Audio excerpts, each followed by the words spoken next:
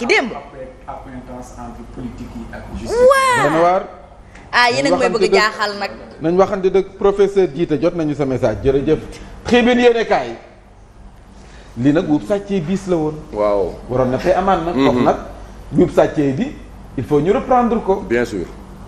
parce que ñun bokkoon nañ si ñi nga xam ne ñun ñoo taxaw. ne xaalisu askan wi la. parce que nag fonds force Covid 19 bi ñun la de. oui. dañoo cotiser. damaa cotiser Younoussa directeur cotiser Asma cotiser D-Média cotiser Thierno cotiser. waaw. ku si nekk def si loo mën. ngir xeexandoo xàccandoo dóorandoo président Macky Sall convié politique bi yëpp. oui. ba ci Ousmane Sonko mii ñëpp xàccandoo dóorandoo ngir ñu mën koo xeex wax xaalis bi ñu leen jox kay ni wax fa dëgg yaa xëyti buñ tolloo fenn faw ñu saytu ko nag loolu la rek ajowu sax xol. waaw coow lii communication bi ci nekk lii yëpp jaru ko. justice bëggu sax coow lu bari justice bi def liggéeyam bëggu coow lu bari mais lii. la khalife général des mourides joxe woon na 200 millions. sëñ Mountakha 200 millions moo ubbi mbir yi. 200 millions. moom moo tàmbali. moo tàmbali. nee nañu nag liggéey ba tàmbali na démb. Ngom Ñaa Baba Amdi Abdou Aziz Mbaye ak fukk ñeneen yu nga xam ne nii pour le moment dañ leen téye nii.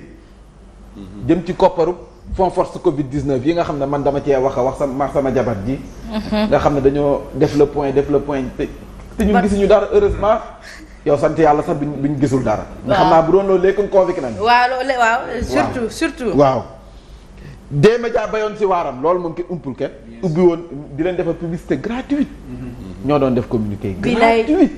ñuy toog fay dara ngay def point ministre bi bu jàllee ba pare nga def point. faram fàcce ko ci kàllaama enveloppe nag 11 millions. mi ngi contribution 11 millions buñ ci dugal. waaw xanaa kon ñun am nañ droit laaj na nag wax fa dëgg fu koppar bi jaar. bien sûr Tribune yéenekaay foofu la dikkaat ne également ci li ñu doon wax sànq diffusion de fausse nouvelle bi nga xam ne moom lañ toppee Simon Pierre Faye moom la ñu toppee ki nga xam ne Abdou Nguer la ñaar ñi nag xaw naa niroo ndax bu si nekk page la boo xam ne ku si nekk nee na yëguma Simon Pierre Faye diffusion de fausse nouvelle mi ngi nii ab avocat nee na le juge l'a placé donc sous contrôle judiciaire car ayant conscience qu'il n'est responsable de ce qu'on l'accuse Maître Alioune Badara Fall parce que ñoom jàpp nañu ne kii wax fa dëgg xamul li mu wax leer na sama njaboot gi ma jiite sa rédaction ba kenn xamul ca page wax fa dëgg man xaw ma page ba kenn bindu fa moom it xamul yëgul ak kooku kay nag ñetti fan yi mu fa def sax ëpp na c'est trop. Abdou Nguer tam mi ngi nii li ma doon wax sànq mi ngi nii le chroniqueur Abdou Nguer en détention Maître El Hadji Diouf avocat nee na Abdou Nguer n'a rien fait et sera libre.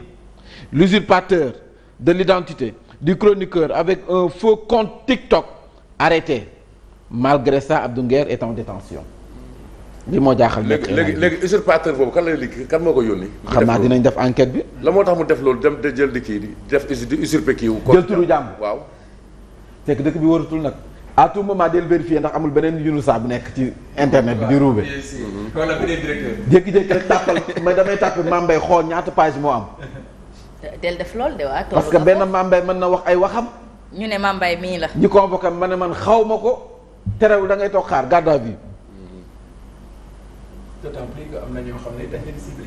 waaw dañ leen ciblé. da ngay naan kay am ñun ñii ñu surtout ñun ñii ñu ñun moom suñu photo boobu yàgg naa ñun avant Macky di daal suñu photo doon après dañuy dem xam rek dëgg bi après ñoom ñooy ndërmbeel. mi ngi nii il est poursuivi pour diffusion de fausses nouvelles pour une page qu'il ne connaît pas et pour une publication qu'il n'a pas faite comme pour le cas de Simon Faye.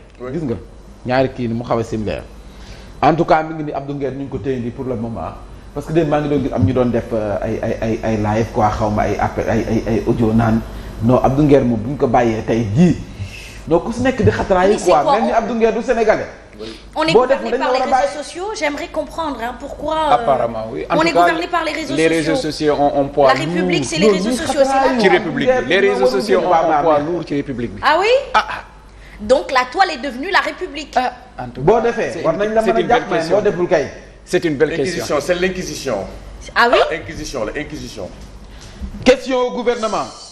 loolu démb la woon sa pencum ndawi réew ma opposition bi dafa boycotté ñëpp xam nañ ko opposition bi li ñuy faral di wax autour donc d'une table quand le respect n'y est plus. oui autant nga retirer. bien sûr. xëy na ñoom dañoo jàpp ne seen teewaay sa assemblée jàkkaarloo Ousmane Sonko duñ ci gis seen bopp wala duñ ci dégg lu leen neex. te boycott yàgg na sa assemblée nationale. kenn diglee ko nag waaye ñoom am nañ seen droit. dama gis dafa défier Thierno Alassane Sall pour un débat. waaw nee na ko ci débat. waaw Thierno nangu na. waaw léegi loolu buñ ko kii pour man loolu journaux yi sax moo nañ ko def tey. moo nekk à la une parce que li mu wax ci pétrole bi gaz bi dafa bëri. waaw pour la première fois nangu na ciy wax nii mu débat. léegi na ñëw ñu wax nii. léegi débat bi ñun. avec l'ancien ministre en tout cas ñun des médias pare nañ pour tëgg débat. mais Thierno Alassane il est prêt lui. voilà il a dit qu'il est d'accord prêt na. waaw d'accord na. di démb la ko wax assemblée nee na ko. oui boo bëggee ñu débat ci sujet bu la neex. Thierno nee na ko d'accord. D'accord. léegi ñun des médias xanaa ñun war nañu mën a d'accord pour tëgg débat boobu. débat boobu waaw. non débat boobu fu la neexee na am nañ ko fa def. nañ ko def débat boobu moom dama bëgg moom mu toog ci pétrole bi ak ci gaz bi ñu wax li ñu doon déclaré yëpp pendant 10 ans. non dina am vu que ne moom moo woote débat bi kee d'accord na kay. ñu def ginnaaw loolu. li ci kanam réew liggéey yàlla baax na. yàlla baax na mu ngoog l'opposition boycotte Sonko comme à ses habitudes Tribune nee na fait donc la menace ceux qui se livrent donc à des insultes commandités seront traités comme il se doit. Arrive-t-il à Sonko de se souvenir de ce qu'il a pu dire dans ce pays? S'insurge donc ou s'interroge Madiambal Diagne. ñu nekk Sonko bi doon wax démb sa assemblée nationale ndax dana fàttaliku la mu fi jot a wax yëpp ci miim réew mi ngi Sonko allume des contre-feux pour finir donc pour fuir les vraies responsabilités. c'est ça. ko loolu Thierno Bokk moo xam ne naka wax fa dëgg nag fi nga laal du foofu te ñu comprendre nañu léegi. voilà. xam nga bu njëkk ba opposition bi moo daan fobeere dañ naan buy taw kenn du fobeere. opposition bi dañ daan tombé ci piège bi ñoom Bouganaar ñoom Barthélémy yooyu. bu waa ji waxee rek nga génne wax. alors que peut-être moom am na lu mu bëgg a fat léegi nit ñi nag loolu lañ comprendre lu muy gën di taw ñu ne tekk. coow lu muy gën di bari. ñoom fu mu nekk dañ ne tekk maanu. te nag sa adversaire boo xamul lu muy def da ngay jaaxal. ñoom daal ñu ngi toog di ndékki seen i ndékki ñu leen di gis ci ay vidéo waxuñu yéguñu tinuñu seen cell googu nag ak seen patt googu nag moo upp seen bopp. ça finit par donc déranger. normal ñu jéem leen a yëngal. ñu jéem leen a gësam bu ñuy tontu di ko yàq. bu leen wax de. bu ñuy tontu di ko yàq. ada di am na ku ma ne. parce que liñ naan buy taw kenn du fa beer. yow neel tekk rek. kii taw moom bu tawee arrêté bu yàggee moom mooy mbënd ci tawam. dëgg la de. mais booy tontu di ko fobeereel tawam. li nga wax ni moom la tubaab naan boo ko xaayaan ku bàyyi dégg avec séeréer. sa pluie il finira dans sa propre boue. liñ naan xaayaan ku dégg séeréer. buy taw kenn du fobeer. te nit ki bu taw bi yàggee yaay mbënd si sa man daal taw. wax Thierno Bocoum bii daal laa gën a jàpp. waaw mooy moom fexee daal démb. teg na ay contre-feu yu bëri. ba l'essentiel waxuñ ko parce que li ma doon anniversaire seen nguur quoi. waaw démb la woon ñu bëri bëri. bi mooy premier sortem defe naa asma wala. juste depuis lors bi mooy premier sortem. kan moom. oui. lii quotidien nee na fond force Covid 19 dig bi de dóor na mi ngi nii Baba Amda ma nga ca Abdou Aziz Mbaye ma nga ca styliste bi di Sadia Gueye nee nañ ma nga ca Mamadou Ngom Niang ma nga ca en garde à vue Simon Kouka membre du mouvement Y'en a marre placé sous contrôle judiciaire ma nga ca ils sont suspectés de détournement de fonds yéenekaay bi daal dinay dikk également ci Samuel Sarr l'agneau du sacrifice sorti du PM sur le projet African Energy lii quotidien daal dina ciy dikk na également ci Abdou Nguer en garde à vue Simon Faye sous contrôle judiciaire information bi démb loolu la Mansour Faye nag enfin jot na li nga xam ne moom mooy notification bu koy war na kon waru fee génne. il devait pas commencer par là. franchement lii la woon de. boobaa au moins moom dina économiser carburant di bañ di dem aéroport. oui parce que j'avais posé la question à savoir bu fekkee ni dafa am ay enquêtes yoo xamante ni ñoom ñoo ngi koy prévoir. topp ko ci nañ ko teel a notifier ni moom warul génn réew mi. mi ngi nii de source a daal dinay dikk fortune diverse convocation yi woon démb ñi ay journaliste ak chroniqueur yu source a mi ngi convoqué hier par la section de recherche de Colobane Abdou Nguer n'a pas eu donc la même chance que les deux journalistes de source a ñoom bàyyi nañ leen ñu dem. En effet, si les confrères Oumar Ndiaye et Fatima Coulibaly ont été libérés après leur face-à-face avec les gendarmes de la section de recherche, le chroniqueur a été placé en position de garde à vue pour présumée diffusion de fausses nouvelles. Sonko Pro XXL, triple XL de la rue publique contre le fonctionnement de la justice, la liberté de la presse et ses adversaires politiques démb mayu leen dara sa Assemblée nationale. Rewmi Quotidien Sonko face aux dérives médiatiques ce sera tolérance zéro yéene kaay bi daal na ci dikk nee na foofee la Sonko waxe 2 minutes pour lire l'essentiel.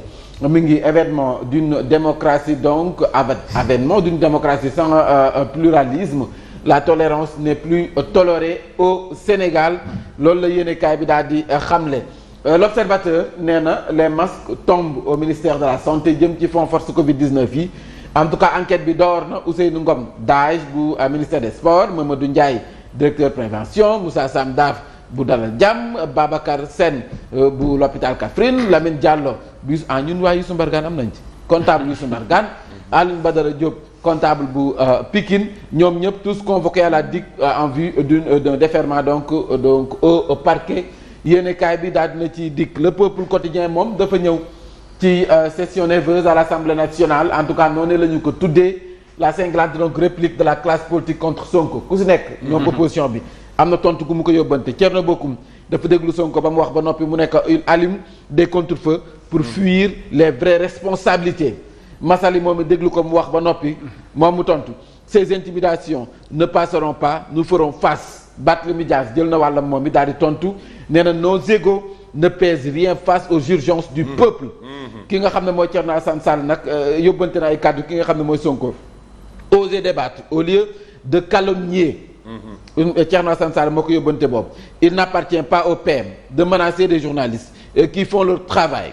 La presse va continuer à faire son travail comme à ses habitudes dans les règles de l'art dans l'éthique et la déontologie mais pas sous la menace que la presse ne soit pas le bouc émissaire d'un probable échec. Le peuple quotidien foofu la génn kon ci yéenekaay bi l'évidence daal di feelu la malédiction Saba Covid-19 ci ñi nga xam ne jot nañ leen xam appel à la responsabilité Bokar Koundour adresse donc une lettre ouverte à Al Amin Lo yéenekaay bi daal dina ci dikkan le témoin dafa ñëw laata ñuy yëkkati rek jotaay bi le témoin gestion fonds force Covid-19 première vague d'arrestation yéenekaay bi daal dina ci dikk mais également en relief lu mu wax en relief daal dina ci dikk ci li nga xam ne moom mooy actualité bi laata may ñëw ci Odia ma nga ca ring ba de box la woote Odia kii li mu wax moom de Dakar waa Sonko journaliste chroniqueur le ton monte Badara Gadiaga tamit wax na Badara Gadiaga nee na nous ne céderons pas à l'intimidation Thierno Alassane Sall dégg ngeen li mu wax Barthélémy Dias moom it tontu na mais Samuel Ahmed Sarr it gaa ñi ñëw nañ ci moom de def nañ ci ak taxaw seetlu yéenekaay bi daal na ci dikk le peuple le PM défie l'opposition je suis politiquement indestructible. Il se croit Dieu? Non dama ko bëgg de. C'est une question. Il se croit Dieu. bëgg naa il n'y a que Dieu qui est indestructible. PM daal nee na. tubaab nee na tant va la cruche à l'eau. PM daal nee na elle se casse. PM daal nee na. PM yëg nga succès. nee na langue politique bii. politigoowul ak kenn. mooy li Olof Njaay naan boo koy réer politique da ko nee na politique nag wax fa dëgg nag. langue politique bi nag nee na nag wax fa dëgg nag. moo ko téye amu si maas. amu si maas. kenn mënu ko daan c'est lui le roi de l'arène. j'espère que loolu du diffusion de fausses nouvelles. moo ko wax on est juste reparti sur ses propos alors man koy Ndiaye. politique mais politique bi nag wax fa dëgg neex yàlla PM nag daf ci am place loolu la wax. waaye nee na kenn mënu maa yàq kenn mënu maa daan. yàlla rek a koy bàkkoo de nit moomu ko de na laaj Iblis. yàlla yaa na. yàlla yaa na.